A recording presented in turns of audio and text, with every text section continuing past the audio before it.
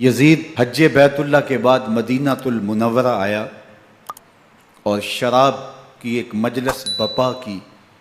حضرت امام حسین رضی اللہ تعالی عنہ جب وہاں پہنچے تو شراب کی پھیلی ہوئی بدبو کو محسوس کرتے ہوئے فرمایا، یہ بو کیسی ہے؟ تو نشے میں دھت یزید بولا، یہ شام میں بنتی ہے، اور ایک جام منگوایا اور اس کو پیتے ہوئے دوسرا جام حضرت امام حسین رضی اللہ تعالی عنہ کی طرف بڑھاتے ہوئے کہا، ابا عبداللہ لیجئے۔ تو حضرت امام حسین رضی اللہ تعالی عنہ نے فرمایا، میں اس کی طرف دیکھتا بھی نہیں ہوں، اور پھر وہ عشقی اشعار پڑھنے لگا۔ جب یزید کی شراب نوشی کا منظر امام حسین رضی اللہ تعالی عنہ اپنی آنکھوں سے دیکھ چکے تھے تو مجھے بتاؤ یزید کے ہاتھ پہ امام حسین کا پاک ہاتھ کیسے آتا؟ حضرت امام حسین رضی اللہ تعالی عنہ جس ماحول میں پلے تھے، جس ماحول میں پرورش پائی تھی، جس ماحول میں رہے تھے، وہ پاکیزہ اور تقدس مآب ماحول تھا۔ اور یزید کبھی اطراف دمشق میں، کبھی غوطہ میں، کبھی الخضرہ محل میں، اور کبھی کہاں داد عیش دیتا رہا اور لہو و لعب کے اندر مصروف رہا، اور اس کی زندگی ان چیزوں سے عبارت تھی۔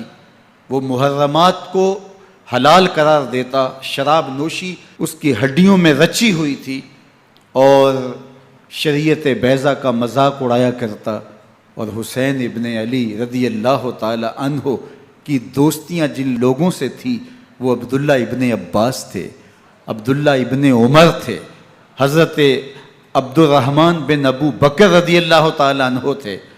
یزید تو جوا کھیلتا رہا، یزید تو قمار بازی کرتا رہا، یزید تو شراب نوشی کرتا رہا، اور حسین ابن علی مسجد نبوی کے منبر میں حضور کے پہلوؤں میں بیٹھتے رہے۔ اللہ اکبر! حسین کے لیے پیغمبر کے سجدوں کو طول دیا جا رہا ہے۔ حضرت سیدہ فاطمہ الزہرا رضی اللہ تعالی عنہ کے گھر کے قریب سے گزرے تو حضرت امام حسین کے رونے کی آواز آ رہی تھی، تو آقا کریم علیہ السلام نے فرمایا کہ فاطمہ حسین کو چپ کرواؤ، الا تعلمی ان بقاءہ یوزینی، تو جانتی نہیں حسین کا رونا مجھے دکھ دیتا ہے۔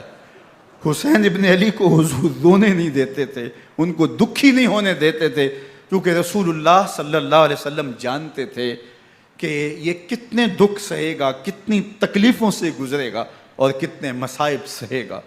زمانے نے وہ گھڑیاں بھی دیکھیں کہ حضرت حذیفہ بن یمان رضی اللہ تعالیٰ عنہ فرماتے ہیں کہ میں حضور کی خدمت میں نماز مغرب کی ادائیگی کے لیے حاضر ہوا، اور میں نے یہ اجازت خاص طور پہ اپنی ماں سے اس شرط پہ لی تھی کہ امی آپ مجھے اجازت دیں، میں حضور کی خدمت میں حاضر ہوتا ہوں، مغرب کی نماز بھی ادا کروں گا، اور پھر حضور سے عرض کروں گا حضور میرے لیے اور میری ماں کے لیے بخشش کی دعا کر دیجئے۔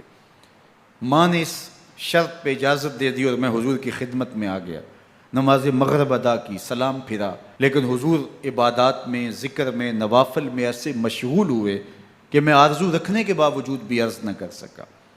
خیر، نماز عشاء کا وقت ہوا، اذان پکاری گئی، حضور مصلی پہ آئے، نماز پڑھی، سلام پھرا، اور حضور اٹھے اور کاشانہ اقدس کی طرف چل دیے۔